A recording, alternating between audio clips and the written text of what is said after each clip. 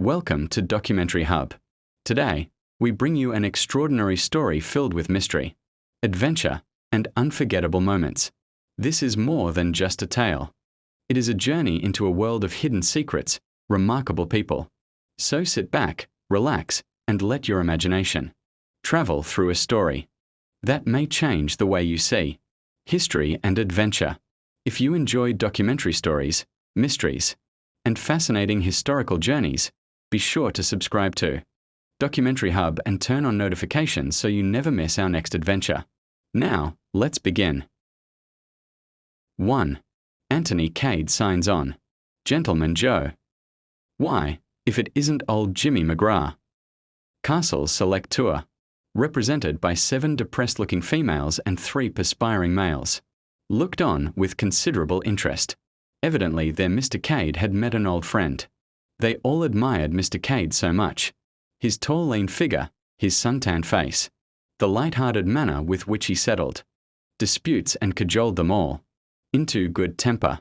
This friend of his now, surely rather a peculiar-looking man, about the same height as Mr. Cade, but thick-set and not nearly so good-looking. The sort of man one read about in books, who probably kept a saloon. Interesting, though. After all, that was what one came abroad for, to see all these peculiar things one read about in books. Up to now, they had been rather bored with Bulawayo. The sun was unbearably hot. The hotel was uncomfortable. There seemed to be nowhere particular to go until the moment should arrive to motor to the Matopos. Very fortunately, Mr. Cade had suggested picture postcards. There was an excellent supply of picture postcards. Anthony Cade and his friend had stepped a little apart. "What the hell are you doing with this pack of females?" demanded McGrath. "Starting a harem." "Not with this little lot," grinned Anthony. "Have you taken a good look at them?" "I have that. Thought maybe you were losing your eyesight." "My eyesight's as good as ever it was." "No, this is a Castle Select Tour." "I'm Castle, the local castle you mean." "What the hell made you take on a job like that?" "A regrettable necessity for cash. I can assure you it doesn't suit my temperament." Jimmy grinned. "Never a hog for regular work, were you?" Anthony ignored this aspersion. "However, something will turn up soon." "I expect," he remarked hopefully. "It usually does." Jimmy chuckled. "If there's any trouble brewing, Anthony Cade is sure to be in it sooner or later. I know that he said you'd an absolute instinct for Rose and the 9 lives of a cat. When can we have a yarn together?" Anthony sighed. "I've got to take these cackling hens to see Rhodes's grave." "That was the stuff," said Jimmy approvingly. "They'll come back bumped black and blue, with the ruts in the road and clamoring for bed to rest the bruises on their belly. Then you and I will have a spot or two and exchange the news." "Right, so long, Jimmy." Anthony rejoined his flock of sheep. Miss Taylor, the youngest and most skittish of the party, immediately attacked him. "Oh, Mr. Cade, was that an old friend of yours?" "It was Miss Taylor, one of the friends of my blameless youth." Miss Taylor giggled. "I thought he was such an interesting-looking man. I'd tell him you said so." "Oh, Mr. Cade, how can you be so naughty?" "The very idea. What was that name he called you?" "Gentleman Joe." "Yes. Is your name Joe? I thought you knew it was Anthony, Miss Taylor." "Oh, go on with you," cried Miss Taylor coquettishly. Anthony had by now well mastered his duties. In addition to making necessary arrangements of travel, he included soothing down irritable old gentlemen when their dignity was ruffled by seeing that elderly matrons had ample opportunities to buy picture postcards and flirt with everything under a Catholic 40 years of age. The last task was rendered easier for him by the extreme readiness of the ladies in question to read a tender meaning into his most innocent remarks. Miss Taylor returned to the attack. "Why does he call you Joe, then?" "Oh, just because it isn't my name." "And why Gentleman Joe?" "The same kind of reason." "Oh, Mr. Cade," protested Miss Taylor, much distressed. "I'm sure you shouldn't say that. Papa was only saying last night what gentlemanly manners you had." "Very kind of your father, I'm sure, Miss Taylor. And we are all agreed that you are quite the gentleman." "I'm overwhelmed." "No, really, I mean it. Kind hearts are more than coronets," said Anthony, without a notion of what he meant by the remark, and wishing fervently it was lunchtime. That was such a beautiful poem, I always think. Do you know much poetry, Mr. Cade? I might recite The boy stood on the burning deck at a pinch. He stood on the burning deck, whence all but he had fled. That's all I know, but I can do that bit with action if you like. Miss Taylor screamed with laughter. Oh, do look at Mr. Cade. Isn't he funny? I presume, said Mrs. Caldecott, in her deep voice. I'm not sure about that. Mrs. Caldecott.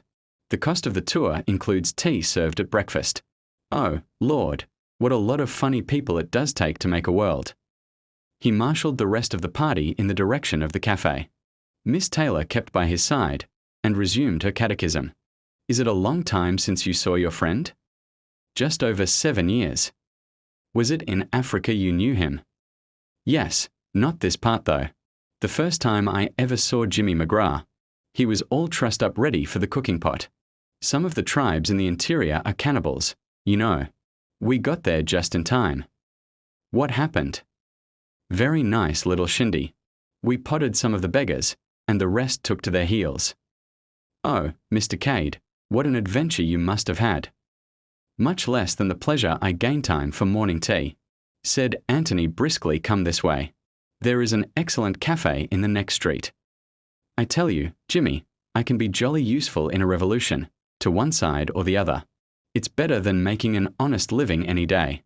I think I've heard that sentiment from you before, my son. No, the job isn't in South America, it's in England. It was about 10 o'clock that night when Anthony Cade walked into the small room where Jimmy McGrath was busy manipulating various bottles. Make it strong, James, he implored. I can tell you, I need it.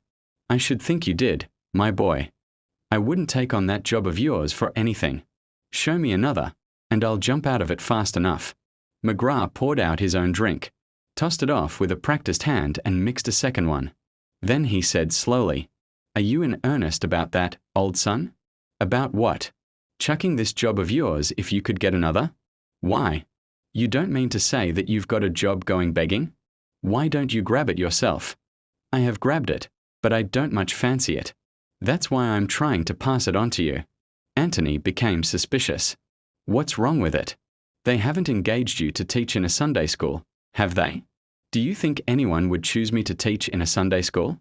Not if they knew you well, certainly. It's a perfectly good job. Nothing wrong with it whatsoever. Not in South America by any lucky chance?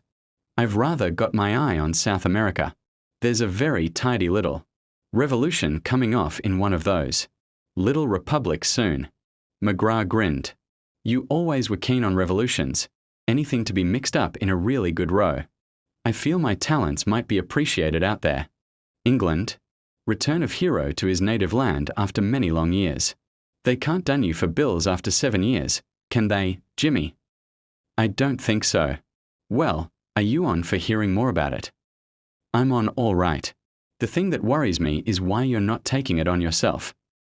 I'll tell you. I'm after gold, Anthony, far up in the interior. Anthony whistled and looked at him. You've always been after gold, Jimmy, ever since I knew you. It's your weak spot, your own particular little hobby. You've followed up more wildcat trails than anyone I know. And in the end, I'll strike it. You'll see. Well, everyone his own hobby. Mine's rose, yours is gold. I'll tell you the whole story. I suppose you know all about Czechoslovakia. Anthony looked up sharply. Czechoslovakia? He said, with a curious ring in his voice. Yes. Know anything about it? There was quite an appreciable pause before Anthony answered. Then he said slowly, Only what everyone knows. It's one of the Balkan states, isn't it? Principal rivers, unknown. Principal mountains, also unknown, but fairly numerous. Capital, Bucharest. Population, chiefly brigands. Hobby, assassinating kings and having revolutions. Last king, Nicholas IV. Assassinated about 7 years ago. Since then it's been a republic. Altogether a very likely spot. You might have mentioned before that Czechoslovakia came into it. It doesn't except indirectly. Anthony gazed at him more in sorrow than in anger. You ought to do something about this, James, he said. Take a correspondence course, or something. If you told a story like this in the good old Eastern days, you'd have been hung up by the heels and bastinadoed or something equally unpleasant. Jimmy pursued his course quite unmoved by these strictures. Ever heard of Count Stilptich? Now you're talking, said Anthony. Many people who have never heard of Czechoslovakia would brighten at the mention of Count Stilptich, the grand old man of the Balkans, the greatest statesman of modern times, the biggest villain unhung. The point of view all depends on which newspaper you take in. But be sure of this. Count Stilptich will be remembered long after you and I are dust and ashes. James, every move and counter-move in the Near East for the last 20 years has had Count Stilptich at the bottom of it. He's been a dictator and a patriot and a statesman, and nobody knows exactly what he has been, except that he's been a perfect king of intrigue. Well, what about him? He was Prime Minister of Czechoslovakia. That's why I mentioned it first. You've no sense of proportion.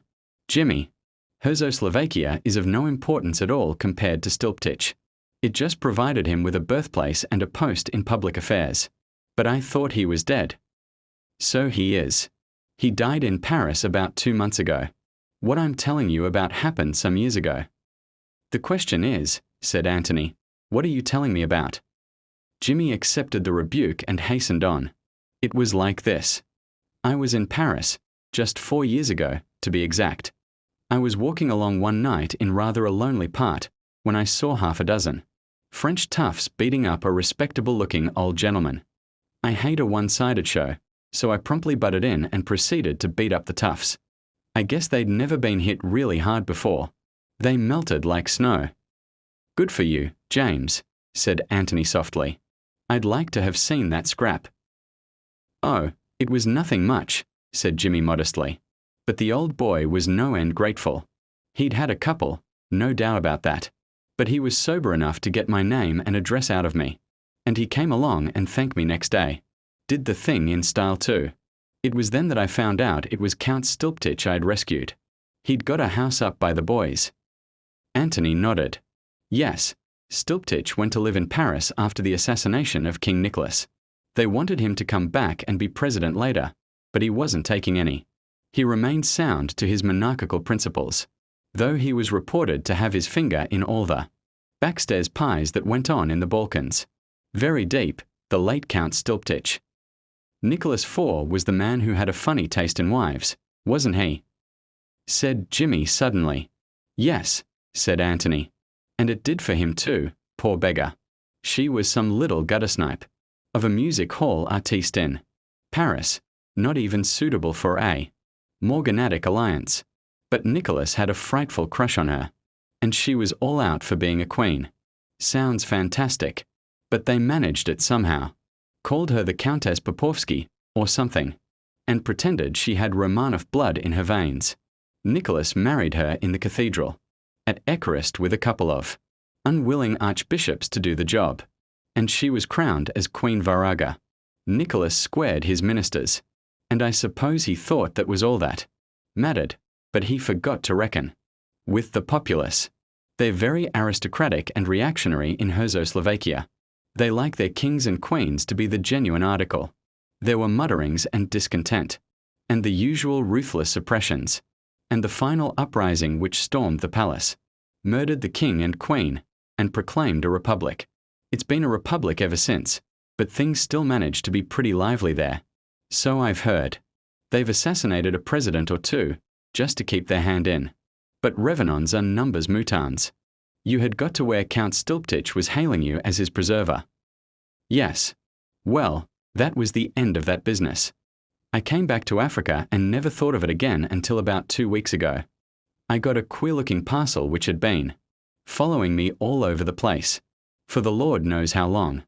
I'd seen in a paper that Count Stilptich had recently died in Paris. Well, this parcel contained his memoirs, or reminiscences, or whatever you call the things. There was a note enclosed, to the effect that if I delivered the manuscript at a certain firm of publishers, in London on or before October 13th, they were instructed to hand me £1,000. £1,000? Did you say £1,000, Jimmy? I did, my son. I hope to God it's not a hoax. Put not your trust in princes or politicians, as the saying goes. Well, there it is.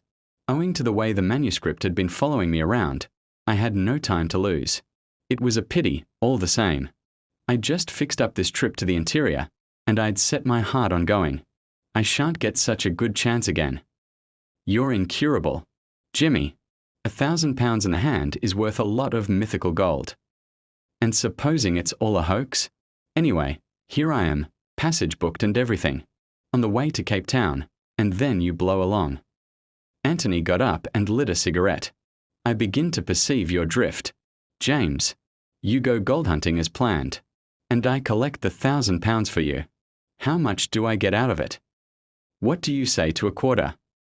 £250 free of income tax, as the saying goes. That's it. Done, and just to make you gnash your teeth, I'll tell you that I would have gone for 100. Let me tell. You, James McGrath, you won't die in your bed counting up your bank balance. Anyway, it's a deal. It's a deal all right. I'm on. And confusion to Castle's select tours. They drank the toast solemnly.